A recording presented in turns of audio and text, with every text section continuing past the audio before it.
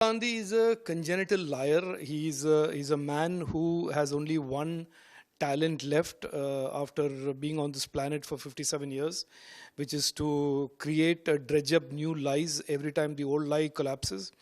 This is the man who spent the last several years blaming electronic voting machines and saying the EVMs were the reason for the defeat of the Congress. When the EVMs were proved to be foolproof and accurate, he has taken on the voter lists as his new target. He called it an atom bomb first, now he calls it a hydrogen bomb. And all there are wet crackers that are blowing up on his face and embarrassing himself and the Congress party. Look, the reality is as follows. Rahul Gandhi, on one hand, says the electoral rolls are contaminated. On the other hand, opposes the special intensive revision of the electoral rolls. So he needs to understand which part of his brain is working. Is it the left side of the brain today that is working and the right side works the next day? Or both sides of the brain can't work at the same time simultaneously? That is for something for him to figure out. But the reality is that every Indian knows that the electoral rolls of this country have been contaminated during the 10 years that the UPA was in government. And I have put forth very strenuously how the Aadhaar was contaminated and how the Aadhaar was used by the UPA government to make people enter the electoral rolls.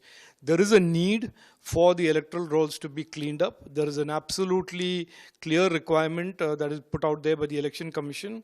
And the electoral rolls are the most important part of democratic integrity. And if you have an electoral roll that is foolproof and has high integrity, the democracy will be also as strong and not contaminated by foreign elements and foreign vested interests.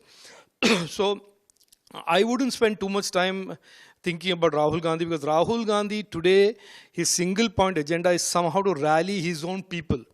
He is now head of a party today where everybody in his party wants to desert that party because of the ridiculous politics that Rahul Gandhi is operating under. And so what he does before every impending election defeat is to start creating these imaginary scenarios that will hopefully boost the morale of his own party workers. And I hate to say this, but I think even his party workers are no longer believing the trash that he puts out.